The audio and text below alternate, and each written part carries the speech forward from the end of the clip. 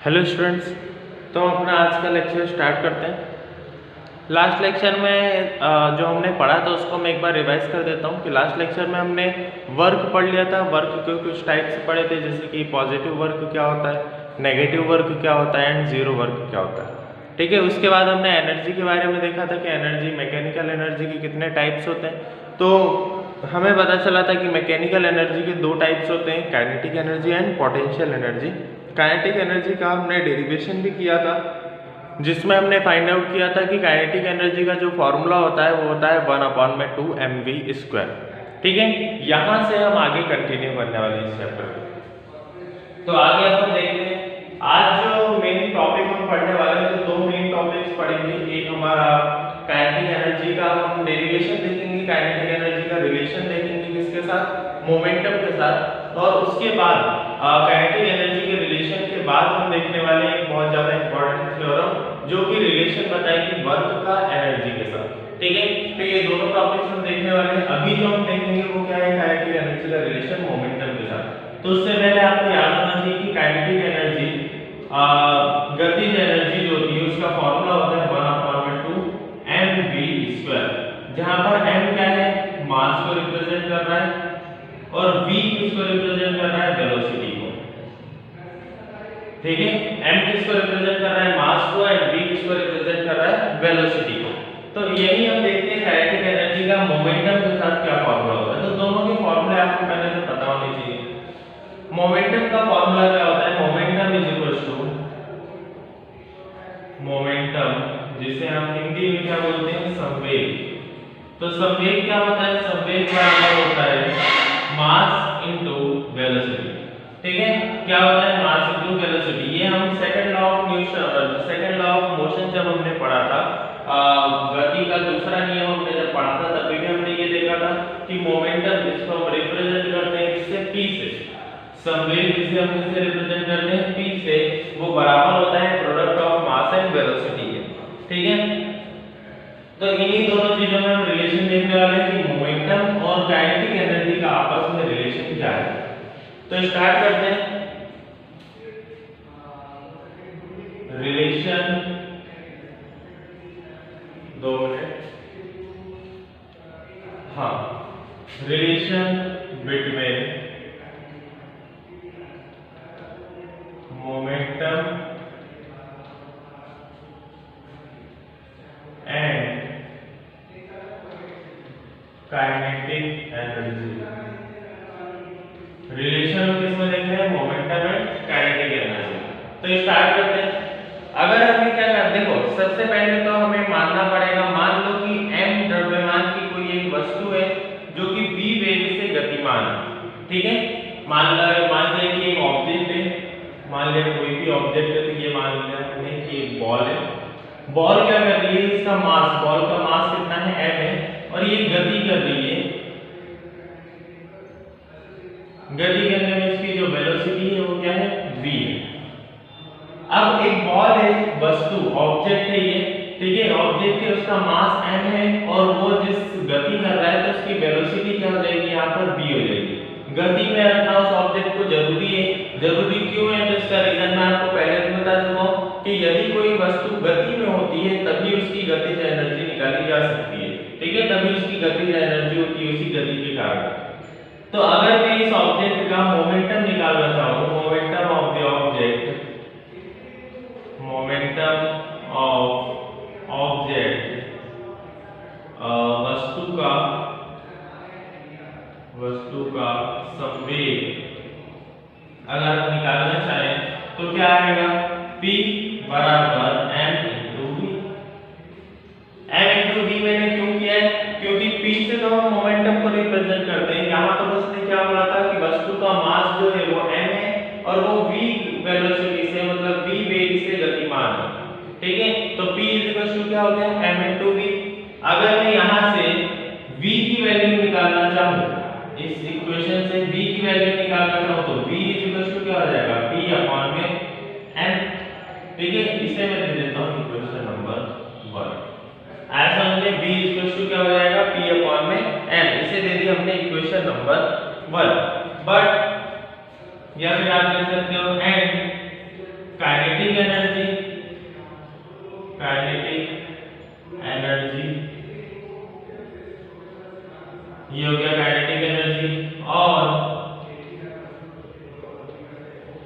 गतिज ऊर्जा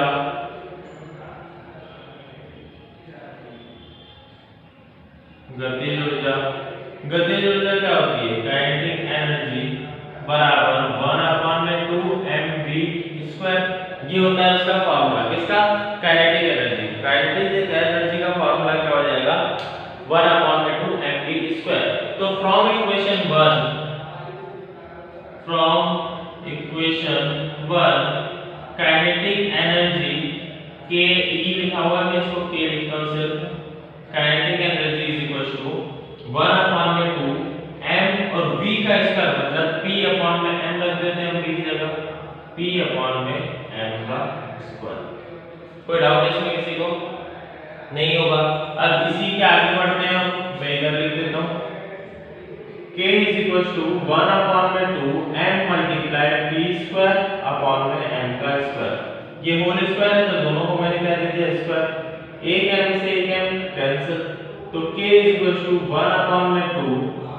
यहाँ पर क्या हो जाएगा? ऊपर p स्क्वायर 1/2 है तो इसको लिख सकते हैं p/2m। ठीक है। अब देखो, अगर मैं p की वैल्यू निकालना चाहूँ तो ये तो किसकी हो गई? काइनेटिक एनर्जी की। और अगर मैं p की वैल्यू निकालना चाहूँ तो क्या हो जाएगा? kp स्क्वायर है सर। p स्क्वायर की वैल्यू निकालना चाहूँ तो हो जाएगा k * 2m स्क्वायर, इधर जाएगा तो रूट लग जाएगा, तो इसको मैं लिख देता हूँ p = 2mk और इसका रूट। ये फॉर्मूले जो मैं बॉक्स में लिखते जा रहा हूँ, इन सारे फॉर्मूले को आपको नोट कर चलना है। ठीक है। आगे हम कहीं पर इनका यूज जरूर करेंगे। आया समझ में? तो ये हो गया relation between momentum and kinetic energy. ठीक है। अब ये इक्वेशन जो है p = 2mk, ये किसको शो कर रही है? रिलेशन को शो कर रही है कि मोमेंटम और काइनेटिक एनर्जी के बीच में रिलेशन क्या है। तो इसको आप नोट कर लेना। अब हम अगले न्यूमेरिकल की तरफ चलते हैं या फिर अगले डेरिवेशन की तरफ चलते हैं, जो कि मैंने आपको बताया था, वर्क एनर्जी थ्योरम। ठीक है। हाँ, तो यहाँ पर दो कंडीशंस इसमें और लगाई जा सकती है। ठीक है। ओरली मैं बता रहा हूँ आपको कि यहाँ पर दो कंडीशंस और लगाई जा सकती है। कैसे लगाई जा सकती है? तो देखो, हम क्या कर सकते हैं यहाँ पर कि दो रिलेशंस और निकाल सकते हैं। जैसे कि सबसे पहले जो रिलेशन हमने निकाला, इसको मैं रफ कर रहा हूँ, आप लोग इसको नोट कर लेना।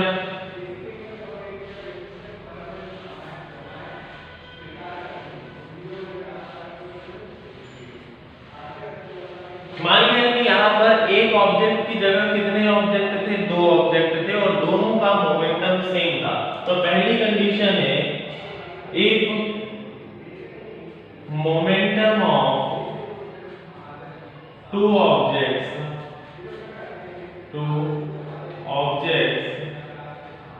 are same। अगर दोनों ही ऑब्जेक्ट का मोमेंटम सेम था तो मैं निकाल लेता हूं यहाँ पर p = हो जाएगा 2 मास ऑफ एक ऑब्जेक्ट और काइनेटिक एनर्जी ऑफ एक ऑब्जेक्ट, कुछ इस तरीके से ma * ka। क्यों निकाल रहे हैं हमने? ऐसा क्यों लिखा है? क्योंकि ये किसका है? ये पर्टिकुलर किसी ऑब्जेक्ट का। तो मैंने क्या बोला है? pa ए वाले ऑब्जेक्ट के लिए मैं मान लेता हूँ यहाँ पर कि एक ऑब्जेक्ट है a और दूसरा ऑब्जेक्ट है b। ठीक है। तो यहाँ पर मोमेंटम a वाले ऑब्जेक्ट के लिए मास ऑफ a और kinetic energy of a, b object के लिए हो जाएगा 2mvkb। इसको दे दो इक्वेशन नंबर 2, इसको दे दो इक्वेशन नंबर 1 और इसको दे दो इक्वेशन नंबर 2। ठीक है। हमने क्या किया यहाँ पर? Momentum for a object 2mvka और momentum for b object 2mvkb। उसने क्या बोला है? कंडीशन में एक momentum of both the objects are same, दोनों ऑब्जेक्ट का मोमेंटम सेम होना चाहिए। That means according to condition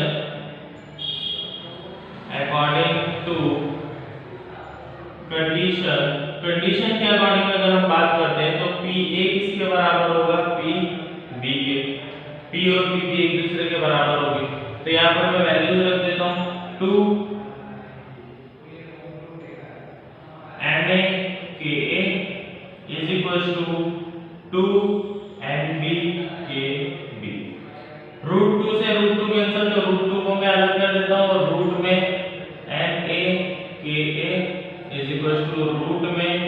2 और इधर रूट में M B K B. Root 2 से रूट 2 कैंसिल हो गया। अब यहाँ पर क्या बचा है एम ए के ए और एम बी के बी। तो यहाँ पर हम ये रूट से ये रूट भी कैंसिल हो जाएगा। बचा है यहाँ पर M A K A is equal to M B K B. मैं के बी को के ए के नीचे लेकर जाता हूँ, एम ए को एम बी के नीचे। तो पहले यहाँ पर के ए अपॉन में k b is equal to M b upon में एम ए। ठीक है, यहाँ पर ये क्या हो जाएगा, हमारा रिलेशन हो जाएगा। इसका मतलब एम ए जो है वो छोटा है एम बी से एम ए जो है वो छोटा है एम बी से, और के ए जो है या फिर आप बोल सकते हो के बी जो है वो छोटा है के ए से। ये दोनों चीजें आप नोट कर लेना। एम ए क्या है, छोटा है एम बी से, और के बी जो है वो छोटा है के ए से। मतलब दो क्वांटिटीज यहाँ पर बड़ी है और दो क्वांटिटीज छोटी हैं। जो बड़ी क्वांटिटीज है वो है एम बी और के ए, ये दोनों बड़ी क्वांटिटीज है, और एम ए और के बी ये दोनों कैसी हैं, छोटी क्वांटिटीज है। इसका मतलब क्या हुआ कि अगर दोनों ऑब्जेक्ट्स का मोमेंटम सेम होगा तो हल्की वाली वस्तु जो है, हल्का वाला जो ऑब्जेक्ट है उसकी काइनेटिक एनर्जी भारी वाले ऑब्जेक्ट से क्या होगी, ज्यादा होगी। ठीक है, जो हल्की है लाइट ऑब्जेक्ट और यहाँ पर क्या है हैवी ऑब्जेक्ट। इस वाले रिलेशन को मुझे आपको समझाना भी था क्योंकि आगे कॉलेजन में इसकी हेल्प हम लेने वाले हैं। तो देखो क्या उसने बोला है, mass of B is greater than mass of A. ठीक है, मास ऑफ बी क्या है, बड़ा है। मास ऑफ बी क्या है, उसने बोला है बड़ा है। यहाँ पर काइनेटिक एनर्जी ऑफ बी क्या है, छोटी है। इसका मतलब क्या हुआ, आप साफ साफ इससे समझ सकते हो कि जिस भी ऑब्जेक्ट का मास ज्यादा होगा, ठीक है, जिस भी ऑब्जेक्ट का मास ज्यादा होगा उसकी काइनेटिक एनर्जी कम होगी। जिस भी ऑब्जेक्ट का मास कम होगा उसकी काइनेटिक एनर्जी ज्यादा होगी। ये रिलेशन हमें यही बता रहा है। ठीक है, एम ए क्या है, छोटा है एम बी से, इसलिए एम ए की जो काइनेटिक एनर्जी है, काइनेटिक एनर्जी ऑफ ए वो क्या है, बड़ी है। तो जो जिसका मास, जिस भी ऑब्जेक्ट का मास जितना कम होगा उसकी काइनेटिक एनर्जी, उसकी गतिज ऊर्जा उतनी ही ज्यादा होगी, उतनी ही अधिक होगी। ठीक है, तो इस रिलेशन को याद रखना। ठीक है, तो ये एक नॉर्मल सा डेरिवेशन है कंडीशंस का। ठीक है, कंडीशन को भी इसको नोट कर लेना। अगले डेरिवेशन की तरफ हम इसके बाद बढ़ते हैं। इससे रिलेटेड एक ही टॉपिक, मतलब इससे रिलेटेड जो मुझे समझाना था वो यही था कि जो भी ऑब्जेक्ट होता है उसमें मास डिपेंड करता है काइनेटिक एनर्जी पर, या फिर आप बोल सकते हो काइनेटिक एनर्जी डिपेंड करती है मास पर। अगर किसी ऑब्जेक्ट का मास कम है तो उसकी काइनेटिक एनर्जी ज़्यादा होगी, अगर किसी भी ऑब्जेक्ट का मास ज़्यादा है तो उसकी काइनेटिक एनर्जी वहाँ पर क्या होगी, कम होगी। ठीक है, तो इस तरीके से यहाँ पर ये डेरिवेशन एंड हुआ। अब हम अगले डेरिवेशन की तरफ चलते हैं, अगले टॉपिक की तरफ चलते हैं जो कि है वर्क एनर्जी थ्योरम। ठीक है, वर्क एनर्जी थ्योरम की तरफ चलते हैं। तो वर्क एनर्जी थ्योरम है क्या, तो किसी वस्तु पर लगाए गए बल द्वारा किया गया कार्य उस वस्तु की गतिज ऊर्जा में परिवर्तन के बराबर होता है। ये किसने बोला था, वर्क एनर्जी थ्योरम। मतलब वर्क एनर्जी थ्योरम क्या बोलती है कि स्टेटमेंट इसका देखते हैं, पहले तो ये नोट कर लीजिए आप।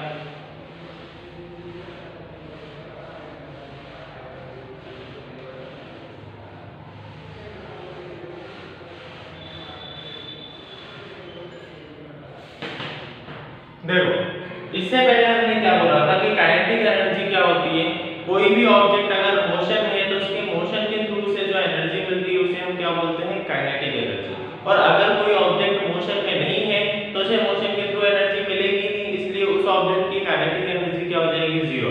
ये हम पढ़ चुके हैं। अब वर्क एनर्जी थ्योरम क्या बोलती है, एक बार इसका स्टेटमेंट पढ़ते हैं। वर्क एनर्जी थ्योरम के हिसाब से किसी वस्तु पर लगाए गए बल द्वारा किया गया कार्य उस वस्तु की गतिज ऊर्जा में परिवर्तन के बराबर होता है। कोई भी ऑब्जेक्ट है, उस पर आप बल लगाते हो, ठीक है, आपने उस पर क्या लगाया, फोर्स लगाया, तो वो कार्य करेगा। वो क्या करेगा, कार्य करेगा। मैं अगर इस बॉक्स पर फोर्स लगाऊंगा तो ये कार्य करेगा, मतलब एक जगह से दूसरी जगह पर डिस्प्लेस हो जाएगा। ठीक है, अब इससे इसकी काइनेटिक एनर्जी में जो चेंज आता है वो वर्क के बराबर होता है।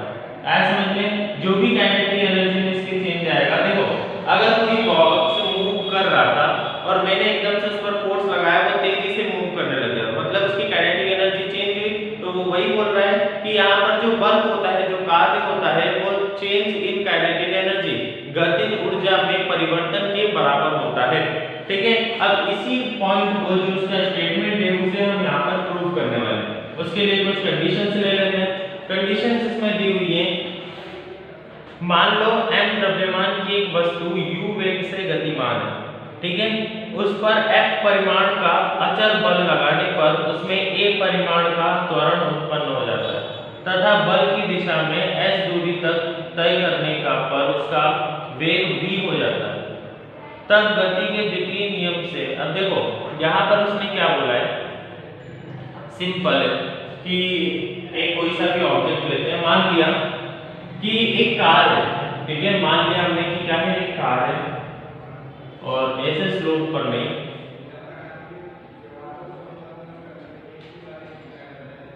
ठीक है, कुछ इस तरीके के स्लोप पर वो क्या है, गतिमान। अब कार अभी यहाँ पर है,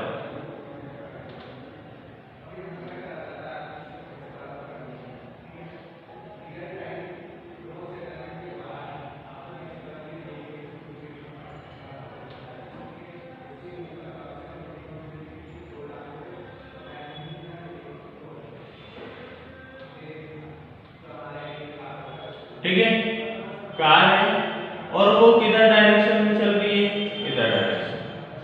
अब मैं मानता हूं कि स्टार्टिंग में जो इसकी वेलोसिटी है, इनिशियल वेलोसिटी, वो क्या है, u है। इसका जो मास है वो क्या है, m है। ठीक है, अभी इस पर कोई भी फोर्स नहीं लगाएगा, जैसे ही वो एक आगे पॉइंट पर जाती है मैं इस पर फोर्स लगाता हूं, फोर्स लगाऊंगा और ये स्लोप में है, तो इसकी जो गति है वो बढ़ेगी, मतलब एक्सेलरेशन वहां पर क्या होगा, बढ़ेगा, एक्सेलरेशन में चेंज आएगा। सेकंड, मान लेता हूं कि जैसे ही मैंने इस पर फोर्स लगाया, इसकी गति बढ़ी, तो इसकी गति जो है, वेलोसिटी जो होगा, इसका वेग, वो क्या हो जाएगा, v। तो आपको एक बात समझ में आ गई होगी, यहाँ पर इनिशियल वेलोसिटी u हो जाएगी और फाइनल वेलोसिटी v हो जाएगी।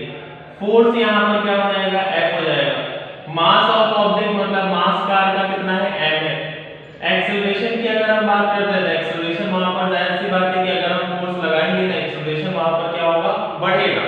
तो इसी तरीके से इन्हीं पॉइंट्स को ध्यान में रखते हुए हम यहाँ पर क्या करते हैं, अपने डेरिवेशन को स्टार्ट करते हैं। ठीक है, आई होप आपको कंडीशन समझ में आ गई होगी कि हो क्या रहा है। उन्हीं कंडीशंस के थ्रू हम डेरिवेशन को स्टार्ट करते हैं। सबसे पहले अगर हम यहाँ पर देख रहे हैं कुछ ऑब्जेक्ट्स को, जैसे ऑब्जेक्ट हमने देखा था वो पहले से गतिमान था, अब उस पर हम क्या करने वाले हैं, फोर्स लगाने वाले हैं। तो फोर्स की वैल्यू क्या होती है, तो फोर्स की वैल्यू हमें पता है क्या होती है, F = m × a। ठीक है, F क्या होती है, m × a। अभी इसको ना याद रखते हुए सबसे पहले मैं स्टार्ट करता हूँ वर्क से। वर्क क्या होता है, वर्क होता है फोर्स इनटू डिस्प्लेसमेंट। ऐसा समझ में, वर्क क्या होता है, force into displacement. Work force, force की वैल्यू क्या होती है, mass into acceleration into displacement. क्यों ऐसा लिखा हमने, क्योंकि फोर्स होता है मास इनटू एक्सेलरेशन। कहां से, सेकंड लॉ ऑफ मोशन से। ठीक है, यहां पर अगर आपको लिखना है तो लिख सकते हो आप, सेकंड लॉ ऑफ मोशन। ठीक है, सेकंड लॉ ऑफ मोशन में हमने पढ़ा था कि F क्या होता है, मास इनटू एक्सेलरेशन होता है, तो हमने यहां पर प्रूव कर दिया। अब W क्या हो चुका है, m × a × s। W m_a_s, इसको दे दो equation number 2। But we know that, हमें पता है, क्या पता है, from third equation of motion, motion की तीसरी इक्वेशन से v² u² + 2as और 2as v² - u², s v² - u²/2। क्या किया मैंने यहाँ पर थर्ड इक्वेशन ऑफ मोशन को लिखा है v square is equal to u square plus 2as, फिर उसके बाद 2as को वहीं पर रखा, u स्क्वायर को इधर भेज दिया, तो v square minus u square is equal to 2as, s को हमने यहीं पर रखा, 2a को इसके डिवाइड में भेज दिया, तो हमें s की वैल्यू मिल गई है। Putting this value, putting the value in equation 1 में हम इसकी वैल्यू को पुट करते हैं, तो w इज इक्वल टू हो जाएगा m multiply a multiply v square minus u square upon में 2a, इस तरीके से आया समझ में ये। अब आगे क्या करते हैं ma, ये जो बेसिकली ma वाली टर्म है ma, इसको हम अंदर मल्टीप्लाई करेंगे, मल्टीप्लाई करेंगे तो w is equal to MAV square minus MAU square इसके होल अपॉन में 2a, ऐसा में इसके होल अपॉन में क्या आ जाएगा 2a। मैं क्या करता हूँ इन दोनों टर्म्स को अलग अलग करता हूँ, सेपरेट, तो बाय सेपरेटिंग, ये याद रखना हम कहां से कहां चल रहे हैं, ठीक है, इसके बाद ये वाली लाइन आएगी और उसके बाद यहां पर आएंगे, तो इसको याद रखना। Bye separating w is equal to MAV square upon में 2a minus MAU square upon में 2a, a से a कैंसिल, a से a cancel, w is equal to 1 upon में 2 MV square minus 1 upon में 2 MU square, ये है relation, ठीक है, ये रिलेशन अब बेसिकली है किसका। अब देखो अगर हम यहाँ पर बात कर रहे हैं 1 अपॉन में 2 mv स्क्वायर और 1 अपॉन में 2 mu स्क्वायर की, तो ये क्या है, काइनेटिक एनर्जी फाइनल वेलोसिटी के लिए है, ये काइनेटिक एनर्जी इनिशियल वेलोसिटी के लिए है, इसलिए इन दोनों को मैं लिख सकता हूँ, ये वाला पार्ट अगर आपका रफ होगा यहाँ पर मैं लिख रहा हूँ here 1 अपॉन में 2 mv स्क्वायर माइनस 1 अपॉन में 2 mu square is equal to change in kinetic energy, ठीक है, दोनों किसको रिप्रेजेंट कर रहे हैं यहाँ पर v square minus u square, एक तरीके से क्या है चेंज इन काइनेटिक एनर्जी, जो ज्यादा काइनेटिक एनर्जी माइनस कम काइनेटिक एनर्जी, तो ये क्या होता है change in kinetic energy, so work is equal to change in kinetic energy, और that is known as work energy theorem, और इसी को हम क्या बोलते हैं वर्क एनर्जी थ्योरम बोलते हैं। ये थ्योरम बहुत ज्यादा इंपॉर्टेंट है, एज मैं पहले भी बता चुका हूँ इसके बारे में कि ये थ्योरम बहुत ज्यादा इंपॉर्टेंट है, और इसी से रिलेटेड मतलब एक क्वेश्चन ये तो डेफिनेटली है कि आपका आएगा ही सही। एक बार मैं इसको री एक्सप्लेन कर देता हूँ। वर्क इज इक्वल टू क्या होता है फोर्स इनटू डिस्प्लेसमेंट होता है, ठीक है, लेकिन फोर्स की वैल्यू क्या होती है मास इनटू एक्सेलरेशन, तो हमने work is equal to force into displacement लिखा। उसके बाद फोर्स को किससे रिप्लेस कर दिया, यहाँ पर फोर्स को हमने रिप्लेस कर दिया मास इनटू एक्सेलरेशन से, तो फोर्स की जगह पर लिख दिया हमने मास इनटू एक्सेलरेशन, डिस्प्लेसमेंट वैसा का वैसा। W is equal to m into a into s, हमें पता है कि थर्ड इक्वेशन ऑफ मोशन होती है v square is equal to u square plus 2as, ये हमने पहले भी पढ़ चुके, थर्ड इक्वेशन ऑफ मोशन होती है। 2as को हम इधर रख के u स्क्वायर को इधर लेकर आते हैं, ठीक है, तो u स्क्वायर को जैसे इधर लेकर आए तो v square minus u square is equal to 2as, s is equal to की अगर हम बात करते हैं तो 2a जो है उसको मैं इधर रख देता हूं s की वैल्यू निकालने के लिए, तो v square minus u square upon में 2a, s की वैल्यू हमें मिल गई, तो putting the value in equation 1, equation 1 जो है हमारी मेन इक्वेशन, इसमें मैं वैल्यू को पुट करता हूं, तो w is equal to m into a as it is, s की जगह पर मैंने क्या कर दिया ये वैल्यू को पुट कर दिया, s की जो value v square minus u square upon में 2a, ma का अंदर मल्टीप्लाई किया तो ma का पहले v से हुआ था ma v स्क्वायर, ma का फिर u से हुआ तो minus ma u square upon में 2a एज इट इज। अगर मैं यहाँ पर दोनों को सेपरेट करता हूं मतलब 2a इसको भी दे देता हूं और 2a इसको भी दे देता हूं, तो इसलिए ma v स्क्वायर अपॉन में 2a और ma u स्क्वायर अपॉन में 2a, a से a कैंसिल, a से a कैंसिल, यहाँ पर क्या होगा 1 अपॉन में 2 mv स्क्वायर, तो 1 अपॉन में 2 mv स्क्वायर, यहाँ पर भी 1 अपॉन में 2 mu स्क्वायर, तो 1 अपॉन में 2 mu स्क्वायर। अब अगर हम देखें तो 1 अपॉन में 2 mv स्क्वायर और 1 अपॉन में 2 mu स्क्वायर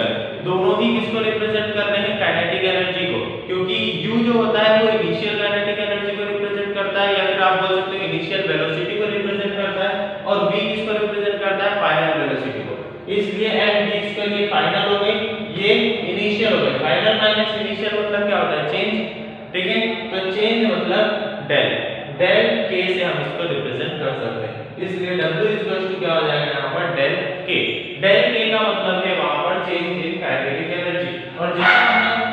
और जैसा हमने स्टेटमेंट में पढ़ा था, स्टेटमेंट में हमने क्या पढ़ा था, the change in kinetic energy will always be equal to the work done, ठीक है। जो भी वर्क डन वहां पर किया गया है एक्सटर्नल फोर्स के द्वारा, वही किसके बराबर होगा, चेंज इन काइनेटिक एनर्जी के बराबर होगा। और यही हमने इस थ्योरम में प्रूफ किया, ठीक है। ये वाला टॉपिक हमारा यहाँ पर खत्म होता है और आप ऐसा मान सकते हो कि इस चैप्टर का सबसे इंपॉर्टेंट टॉपिक यहाँ पर कंप्लीट हो चुका है, ठीक है। आगे जो हम डेफिनेशन पढ़ने वाले हैं, अगला जो हम डेरिवेशन देखने वाले हैं, डेरिवेशन तो क्या, अगली हम थोड़ी सी डेफिनेशन देखेंगे पावर की, पावर क्या होता है। तो देखते हैं, स्टार्ट करते हैं। पावर हमने अभी तक क्या क्या पढ़ लिया, हमने अभी तक पढ़ लिया है एनर्जी, हमने पढ़ लिया है वर्क, हमने रिलेशन देख लिया है वर्क और एनर्जी दोनों में, उसके बाद हमने रिलेशन देख लिया है मोमेंटम और एनर्जी दोनों में। अब अगला जो टॉपिक हम पढ़ रहे हैं वो है power. Power is equal to क्या होता है, तो देखते हैं। किसी कार्यकर्ता के कार्य करने की दर को उसकी शक्ति कहते हैं, the capacity of doing work, इसको तो हम क्या कहते हैं, एनर्जी कहते हैं, लेकिन the rate of doing work is known as power. आप कितना काम कर सकते हो इसे हम क्या बोलते हैं, पावर। कोई कार्यकर्ता इकाई समय में जितना कार्य करता है उसे उसकी शक्ति कहते हैं। देखते हैं क्या होता है पावर। तो सिंपल आज मैं डिफाइन करने वाला हूं, इसके बारे में ज्यादा कुछ लूंगा नहीं आगे, सिंपल हम डेफिनेशन पढ़ेंगे।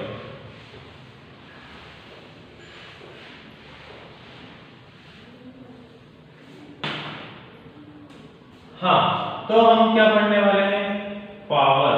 पावर को अब हम हिंदी में बोलते हैं शक्ति,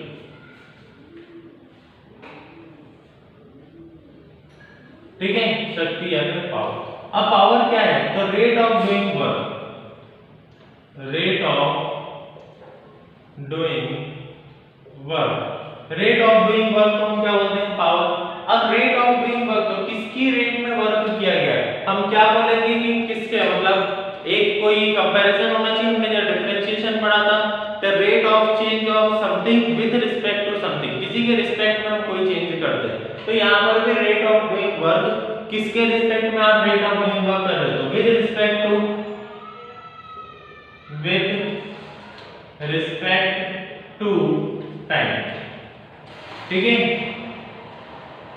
यहां पर क्या हो जाएगा, सिंपली पावर को अगर हम हिंदी में बोलेंगे तो कार्य करने की दर, कार्य करने की दर, इसे हम क्या बोलते हैं, शक्ति बोलते हैं, कार्य करने की दर। अब अगर हम इसका फॉर्मूला देखते हैं, पावर को हम रिप्रेजेंट किससे करते हैं, तो पावर को रिप्रेजेंट किया जाता है P से, कैपिटल P से हम क्या करेंगे, पावर को रिप्रेजेंट करेंगे। पावर इज इक्वल टू होता है कितना काम आपने किया है, कितना वर्क डन किया है, वर्क और कितने टाइम में किया है, ठीक है। ये होता है पावर का फॉर्मूला। आप P is equal to W/T भी लिख सकते हो। आया समझ में। पावर इज इक्वल टू क्या होता है, कितना काम आपने किया है कितने समय में। अब सिंपल सी बात है, 1 सेकंड में आपने कितना काम किया, ये क्या है, पावर, ठीक है। यूनिट टाइम इंटरवल में आपने जितना भी कार्य किया है वो क्या है, आपकी पावर है। तो हम दो चीजें हैं, दोनों में कंफ्यूज आपको नहीं होना है। एनर्जी की बात जब हो रही थी तो वो होती थी capacity of doing work, power क्या होता है, रेट ऑफ डूइंग वर्क। आप किस गति से कार्य कर रहे हो इसे आप बोलोगे पावर, आपके अंदर कितनी कैपेसिटी है काम करने की, इसको आप क्या बोलोगे, एनर्जी। तो दोनों में वहां पर कंफ्यूज मत होना, ठीक है। ये पावर का फॉर्मूला है। पावर बहुत सिंपल सा टॉपिक है, इसके बारे में इसकी यूनिट्स और जो भी इसके डायमेंशंस होते हैं, इसका क्या रिलेशन होता है वर्क के साथ, ये सारी चीजें हम अगले लेक्चर में देखते हैं, ठीक है। Thank you.